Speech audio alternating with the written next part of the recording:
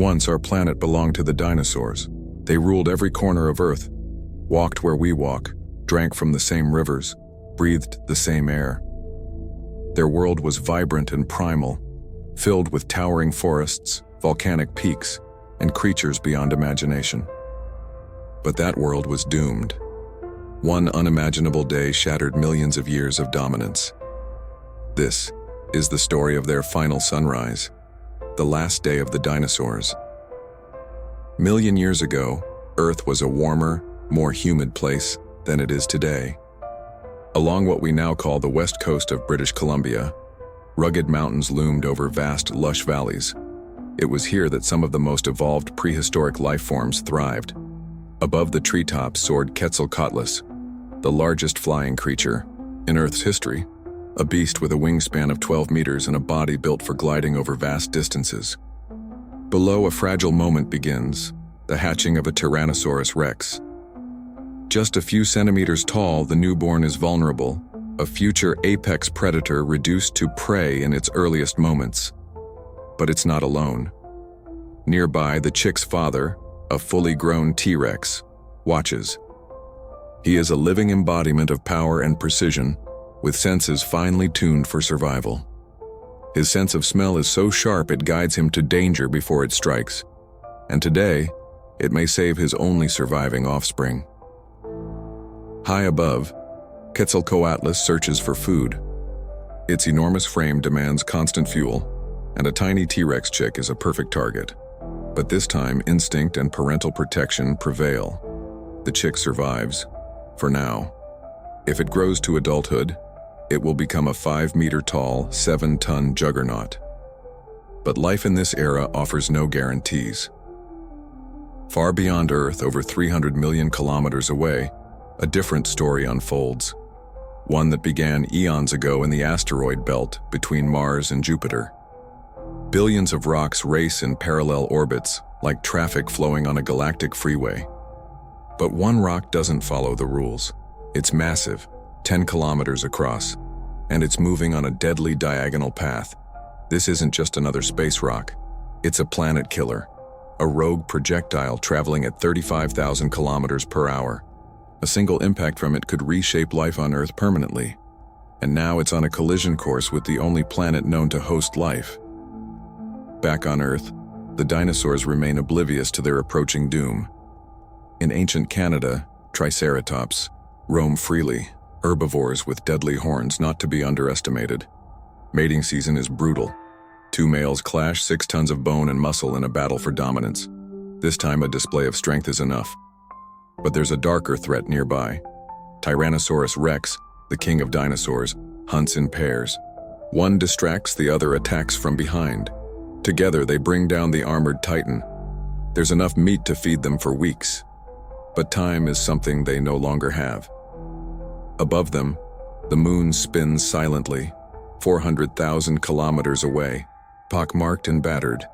A veteran of countless cosmic collisions, it has saved Earth before. One such impact carved out the vast Tsiolkovsky crater. But this time, the moon is too far, too late. The asteroid enters Earth's atmosphere. From space, it looks deceptively serene, a glowing ember trailing fire. But when it strikes, the energy released is over 1 billion times more powerful than the bombs that ended World War II. Firestorms sweep the continents, shockwaves flatten forests, tidal waves drown coastlines, dust and ash blot out the sun. In a matter of hours, 75% of all species, including the non-avian dinosaurs, are wiped out. This is not just the end of an era. It's a reset, a global extinction. But from the ashes of that apocalypse, a new world would eventually rise. And so ends the age of the dinosaur, not with a whimper, but in fire, fury, and the unstoppable power of the cosmos. The water freezes into a hard permafrost, but on the inside there's a chemical cocktail composed of carbon, hydrogen, and oxygen, key ingredients for life. Asteroid fragments like this one may have provided the building blocks for life on Earth, life that evolved into dinosaurs. But what gives life can also take it away. Most dinosaurs in the valley hunt and forage during The day and sleep at night, this giant herbivore and ankylosaurus keeps one eye open for predators under the cover of darkness.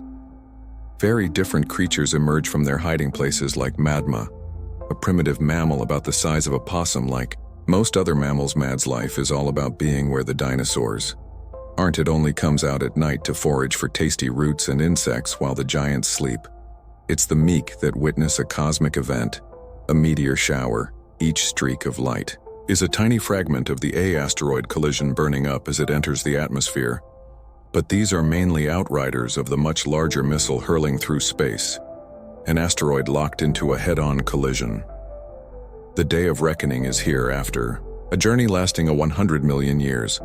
An enormous chunk of cosmic rock is approaching the end of the line, and the end of the line is Earth, in what is today central Mexico. A herd of Alamosaurus is wandering the plains in search of food. There are recent species to evolve, and even by dinosaur standards, they're huge. They're the last of the Asteroids, the biggest animals ever to walk. The Earth 20 m long, and a staggering 12 m tall Alamosaurus weigh up to 30 tons to maintain that bulk they need to eat up to a ton of leaves every day. A vast herd like this one strips the landscape of vegetation in just a few hours because she's a nomad on a constant search for food. When it's time for this female to lay her eggs, she doesn't nest. She simply lays eggs in groups of 5 or 6 to improve the chances that some will survive under normal conditions. Only 1 in 3,000 will produce a mature Alamosaurus, but the odds stacked against these eggs are about to get astronomical, because now, just 20 minutes away, 2 trillion tons of rock is racing right at them.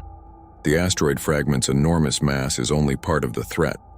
The other part is velocity, but as it gets closer to the planet, the Earth's gravitational pull gets stronger, and the asteroid accelerates past 65 to 72,000 km/h, and mass time acceleration equals force. As the asteroid encounters atmosphere, friction turns it into a fireball, swooping over the Atlantic and aimed at Mexico and the Alamosaurus. It takes just 4 minutes to cross the ocean. It crushes and superheats the air surrounding it, transforming gas and debris into white-hot plasma at 20,000 DI. It's burning brighter than 1,000,000 suns. It takes just 5 seconds to flash through the atmosphere. Impact seems instantaneous, but hidden within the cataclysm are a series of discrete events invisible to the naked eye. But key to understanding what follows, the asteroid's trajectory is shallow. It flies in at about a 30 degrees angle to the surface. This means the full brunt of its destructive power will be thrown to the north of the impact point. Even before the fireball touches down, its sheer brightness in the sky is unable 800 kilometers from ground zero. The light is so intense it makes the Alamosaurus flesh seem transparent and burns flash frames of their shadows onto the ground. The scorching light sears their eyeballs. They have no way of seeing what's headed their way, but they can feel it. An explosive force of 100 million megatons, more powerful than all the nuclear weapons ever built. If the asteroid had crashed into deep ocean, some of the force would have been absorbed. Instead, it hits the shallow waters of the Gulf of Mexico, which instantly vaporize in a fraction of a second. The entire asteroid disintegrates into the planet Earth, and rock also vaporize and are hurled skyward at 15,000 km/h behind them. 120,000 cubic kilometers of the Earth's crust explodes from the ground. 800 km from the crash site. The air temperature now reaches over 300 degrees and hot enough to boil away the water in the dinosaur's skin, which escapes in sudden bursts of steam. The fiery blasts suck every drop of moisture from the vegetation, anything directly. Exposed to the blistering heat is simply broiled alive just 108 seconds after impact in the Gulf of Mexico. The bright streams of vaporized rock can be seen in prehistoric British Columbia. From their cliff top roost, a breeding pair of katas can see the glow of the fireball high above the horizon 5,000 km away. That's how big it is. Just 2 minutes have passed since the asteroid slammed into the Earth. The body count back near the crash site is immense. Surprisingly, there are survivors. Those lucky enough to be shielded by a mountain are spared the worst of the light and heat blasts, but 3 more waves of destruction are coming on impact. Boulders the size of buildings blasted into the air at supersonic speeds, but what goes up must come down. Hundreds of surviving Alamosaurus are bombarded from above. A second wave hits from below, an earthquake measuring 11 but on the ROR scale nearly 60 times more powerful than any earthquake humans have experienced. The third wave is the blast pulse wave radiating outward in a perfect circle, packing a force that rips through air faster than the speed of sound stripping. Skin from flesh flinging 30-ton dinosaurs into the air like so many ragdolls. Just 5 minutes have passed since impact, and 3 waves of destruction have decimated an entire species. Many other species of dinosaur in the region share the Alamosaurus fate. Most of the eggs too have been destroyed, and yet the Earth is a powerful protector. Some eggs buried in the cool ground have survived. New Alamosaurus life is growing. There is still hope for now. An immense boulder the size of Mount Everest crashes into the Gulf of Mexico, driving entire species of Dinosaurs to extinction in less than 5 minutes. But the worst is still to come on the other side of the planet. There's still no sign of trouble.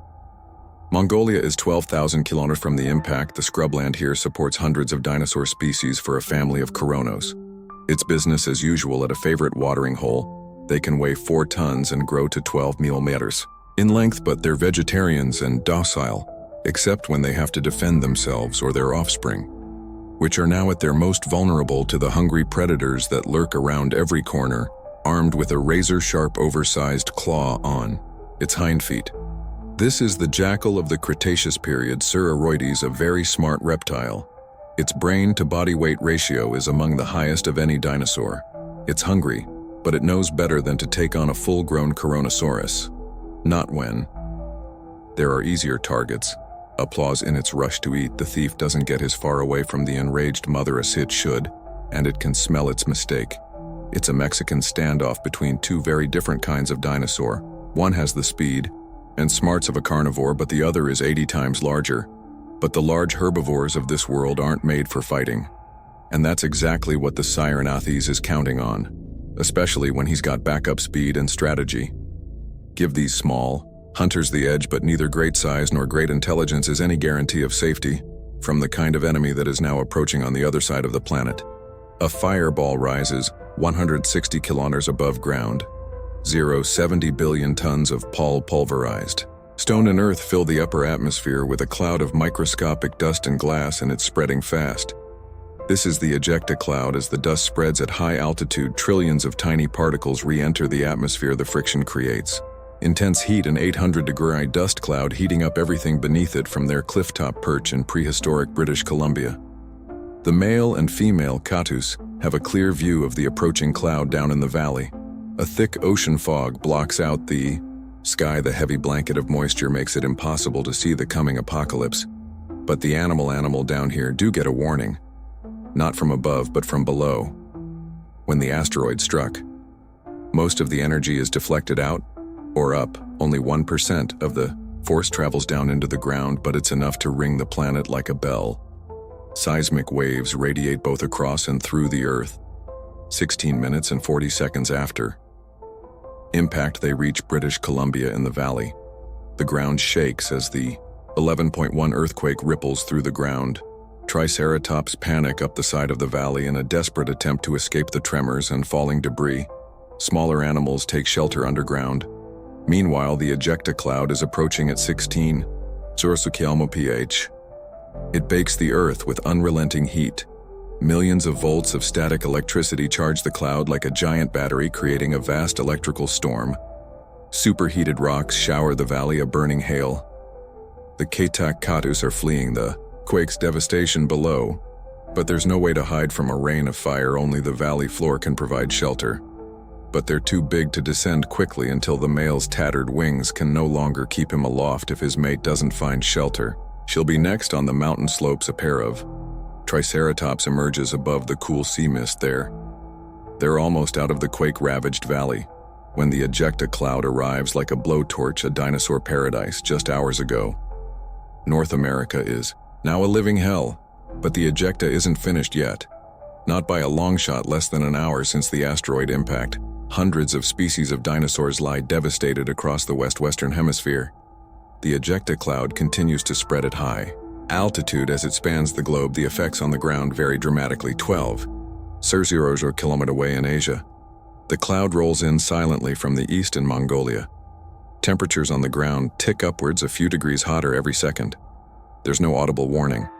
only mounting heat as the air reaches 50 C. The only hope is shelter. At 70 Celsius, survival is measured in minutes over 90 Celsius, just seconds 90 minutes after impact. The temperature on the ground in Mongolia peaks at 150 C. But not every dinosaur is baking alive.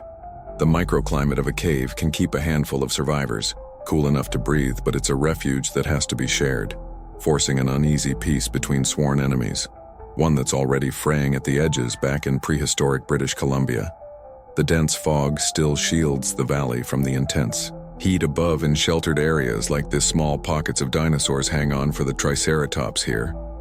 The high temperatures and humidity force them to keep moving for scavengers. There's no shortage of food, but most animals caught by the ejecta cloud aren't so lucky. The female catastrophic is one of the few survivors of her species. The last thing these animals need is a new threat, but the after effects of impact are just getting started above the valley and across North America. The intense heat of the ejecta cloud has ignited fires, blazes so intense they generate their own winds down in the valley. The air pressure plummets, creating a vacuum that sucks in the flames. The dry vegetation goes up like a powder keg, building a wall of fire. The front of the fire burns hottest and fastest, moving across the valley floor at 15 kilometers an hour. T-Rex can run twice that speed, but it can't keep the pace up forever. The valley basin is now a firestorm 1.0, hot enough to melt solid aluminum. The panicked animals wrap up the valley slopes, but fire goes faster uphill. Some lucky creatures escape below the flames, but large dinosaurs have no place to hide, her wings still damaged from the falling ejector. The wounded Kata struggles to take off for the dinosaurs. Time is running out. 2 hours after the asteroid impact, the entire planet is covered in dust and smoke. Fires rage across the western hemisphere. One of the few remaining Katas, a flying terrasa as big as a giraffe, is struggling to get airborne from above. What was once a lush valley is now an inferno. Animals that fly can escape the flames, but there are few places to land and almost nothing to eat. A food chain once rich enough to support giants now lacks its basic component. Plants 0 kilometers away in Mongolia. The temperatures are finally dropping. A handful of animals remain safely holed up in their cave. It seems the worst is over. The ravenous ornithoid ISS can't resist the sight of an easy meal.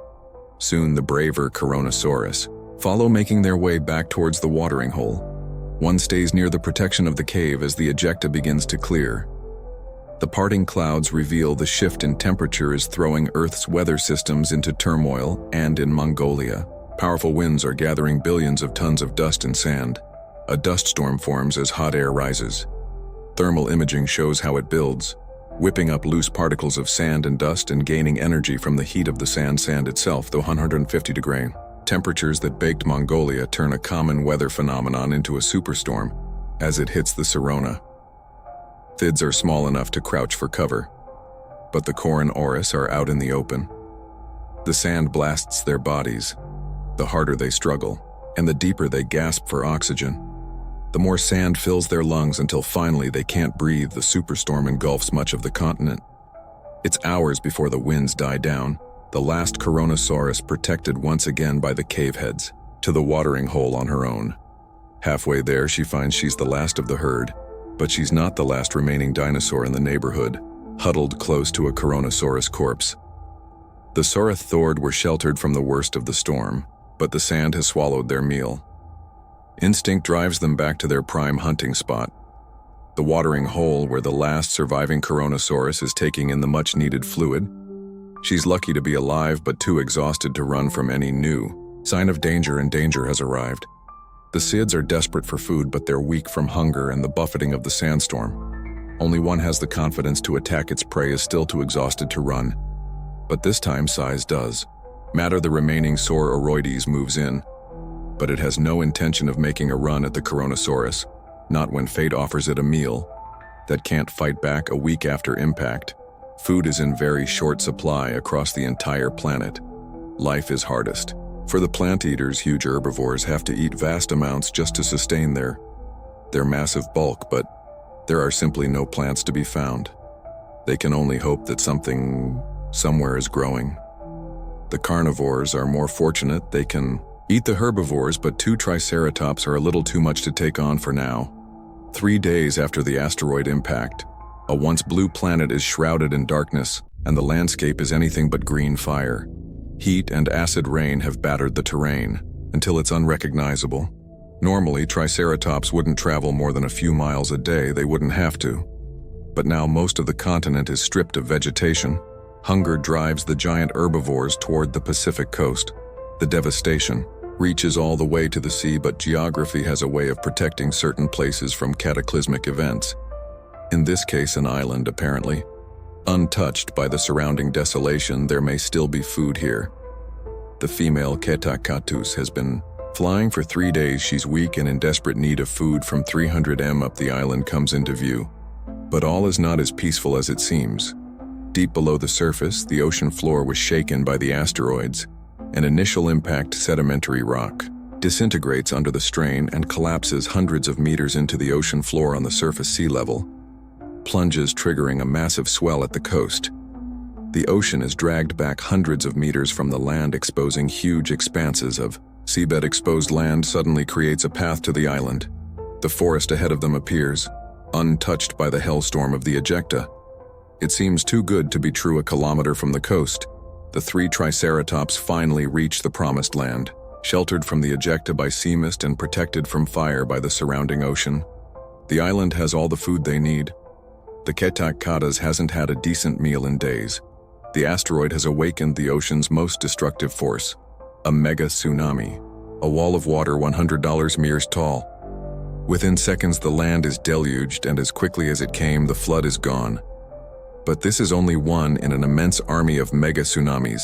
The asteroid impact launches them against more than 20 kilometers of coast. Huge swaths of shoreline simply wash away into the sea. The avalanche of water leaves countless dead in its wake. But as devastating as the first wave of disasters is, there's more to come in the days following the asteroid's arrival. A series of plagues have been unleashed on the planet: firestorms, earthquakes, sandstorms, and towering tsunamis. But these are only the outward signs of a catastrophe that reaches much deeper across the continents. Thousands of dinosaurs may be walking, but their species are already dead, because to survive, any species needs to maintain a critical mass of population, fall below that threshold, and there's no way to climb back from certain extinction. The final nail in the coffin may take a while to de-develop, but it's no less deadly and no less final. The kudagra for the dinosaurs comes from inside the planet, because when a rock 10 km across slams into the Earth at 72 km/h, it shoots 1 million megatons of energy straight into the ground. Seismic shock waves ripple through the planet. The aftershocks continue for months as tectonic plates shear and tear deep inside the planet. They trigger molten rock to force its way to the surface through newly formed fractures until it explodes from the Earth's crust in violent volcanic eruptions. The seismic waves awaken dormant volcanoes around the world, adding to the debris clouds of dust and toxic gases that already surround the globe. The shroud is already many kilometers deep, a thick blanket stopping light and warmth reaching the Earth's surface. The planet plunges further into a nuclear winter. In the days and weeks that follow, the only growth to thrive is fungus, which lives off the rotting remains here in Mongolia. Few signs of dinosaurs remain, and for the starving Koronos, Surus, the future looks bleak, but it stays near the cave that has saved it twice in the past, the watering hole that once provided Ed plenty. But the last Koronosaurus doesn't fall victim to starvation. Bubbling to the surface is one of nature's most toxic gassy, hydrogen sulfide released from deep underground by volcanic activity. It collects invisibly in low-lying areas, like the waterhole's natural basin. The gas paralyzes the lungs, making escape impossible. Then it kills by suffocation. What was once a refuge is transformed into a death trap. The last dinosaur in this part of Mongolia is dead. Mexico Tuo is a graveyard, just 800 kilometers from ground zero. It's been hit by wave after wave of devastation. There would seem to be little else that nature could throw at it. And yet amidst all this destruction, beneath a thin layer of charred soil, a lone Alamosaurus egg survived. Live in what's now British Columbia. Just a handful of dinosaurs patrol the gray wasteland. An ankylosauros searches the charred terrain for something to eat. 7 minute long and weighing 4 tons, This heavily armored herbivore is used to getting nearly 35 kg of food every day. All it can find now is a small bush. And even that won't come without a fight. Suddenly, hunger isn't their biggest problem. Hizo, the Ankylosaurus' main defense weapon, is a heavy tail club, but it's too weak to get in a good shot, eh? Oh, it took 160 million years to bring the dinosaurs to this point in their evolution. It took just one rock to bring them down. The events triggered by the impact flashed by at breakneck speed. Seismic shocks caused massive earthquakes. Boulders the size of buildings rained down, followed by a brutal blast wave, all within the first 3 minutes by the time the superheated ejecta cloud hit Mongolia. Just 44 minutes later, the whole planet was in shock, and the coming days' forest fires raised the earth. Violent dust storms destroyed entire ecosystems. Titanic waves wrecked coastlines. Put all these together, and it's hard to believe that anything on Earth could have survived. But something has. Mexico, 800 kilometers from the point of impact, the very first landmass to feel the force of the asteroid strike a region that has suffered wave upon wave of violence. Yet even here, even now, life remains. The last surviving Alamosaurus egg buried safe within the soil. A Dick has survived the barrage of destruction, and he's not alone. All around the world, small handfuls of dinosaurs try to start over, but inbreeding and disease weaken their tiny populations. Eventually, the huge numbers of dinosaurs that had ruled the world are reduced to a single solitary dinosaur. Then it too is gone, and with it a dynasty that had ruled the Earth for 160 million years. But dinosaurs weren't the only animals on the planet. There were other, humbler life forms that had lived in the dinosaur shadow for a very long time. When floods and firestorms hit, they found shelter underground. Some hid deep inside trees and plants. Others took refuge beneath the soil, and small mammals like Madma survived by scampering into burrows. Down here they were protected from the worst the asteroid could throw at them.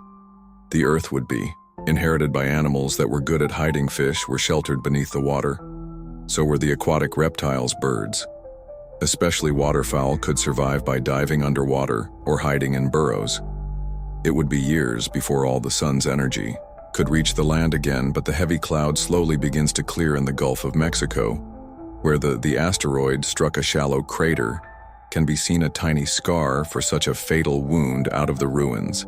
Nature starts over. Simple organisms like mold and fungus dominate the burned and rotting landscape.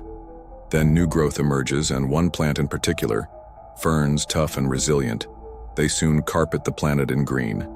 It takes thousands of years for ferns to give way to forests, breathing oxygen and life into the planet again, and setting the stage for a new era, because waiting in the wings are creatures whose development had long been thwarted by the dinosaurs. The mammals. Unlike the dinosaurs, the mammals are fast breeders, brilliant adapters. They multiply and diversify 10,000 species exploding across the planet.